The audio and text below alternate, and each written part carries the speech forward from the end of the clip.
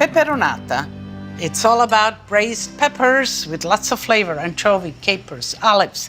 And it's a great dish that you can eat hot, warm, you can eat it from the refrigerator, you can serve it on an appetizer table, you can serve it on a buffet table, you can make a crostino out of it. So it's 1,000 ways to use pepperoni. And pepperoni means peppers in Italian. It's not the thing that you put on the pizza, the salami. Pepperoni means peppers in Italian. So let's begin with a nice wide pan, a little bit of olive oil, the anchovies. You can chop the anchovies, but just kind of move them around a little bit and they will disintegrate. Some people, you say, oh, I don't like anchovies. They give a lot of flavor and they kind of disappear in the sauce. So lots of onions. Put some salt. Mind your salt, we have anchovies in there. Pepperoncino. Okay. And we'll let that wilt. The peppers, nice peppers. These are great peppers now, nice and meaty. You wash it, and then, of course, you open it, you clean the inside, and you just put your slices right in there like that. Make sure that you cut them all the same size so that they cook at the same time. Okay. We'll add some capers and some gaeta olives, these black olives that are really tasty. Let's let this wilt a little bit. Throw in the peppers. And we salted the onions, but I'm gonna salt a little bit the peppers as well. Keeping in mind of the anchovies underneath. While that's wilting, I love hearing from you and I love you asking me questions. And the question that I have here is from Alex Glazer from Maryland. And it's really a question that I haven't been asked before. Alex, Lydia, do you ever get tired of cooking?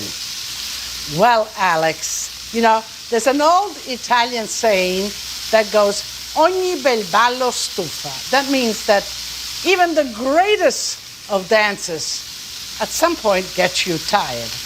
And I guess cooking does the same. But you know what, Alex? I always come back to it because I love it.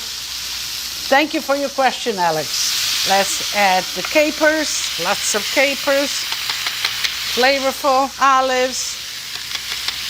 Okay. And you don't want pits in there because it becomes difficult then to kind of pull out the olives. And people can break their teeth on it. Add the crushed tomatoes. And so I will rinse this as well.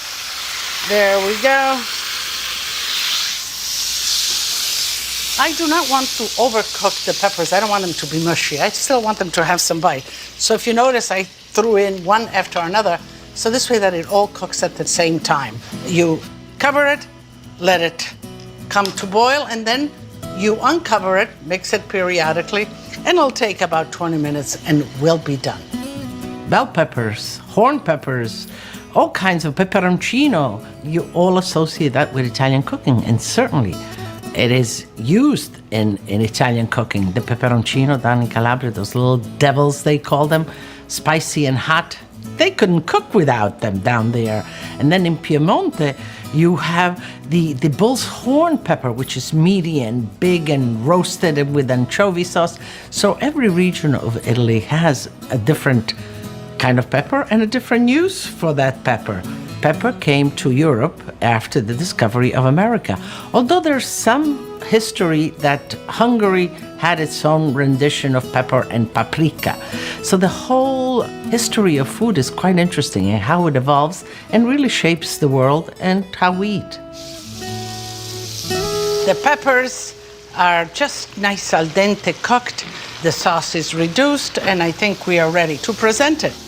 You need a nice big bowl, and just let's make mounds of peppers. And you can see how delicious this is.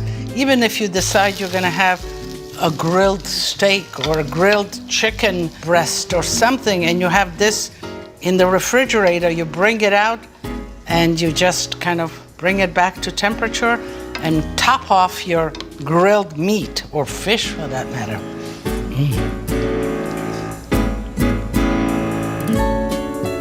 Ah, mamma mia, this is a presentation that you can bring to your dinner table, buffet table, as I said before. Now, how would I eat this?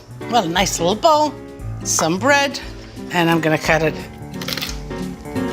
put it on the bottom here, and then take the peppers and put it right on top of that grilled bread. That's a pretty good snack for me. I want the sauce to seep into the bread, and then I'm gonna cut it all up and eat it all together. Let me go in there now. It should be nice and moist and juicy. Capers, the everything. See, the bread is nice and juicy, and the capers and the whole works here. Okay. It's so meaty. It has body. It has flavor. It's 100% vegetarian, but it's like a full meal in a sense of proteins, and it doesn't have any. It's delicious. Delicioso. So this is a must for your next party. To learn more about Lidia, access to videos, and to get recipes, tips, techniques, and much more, visit us online at lidiasitaly.com.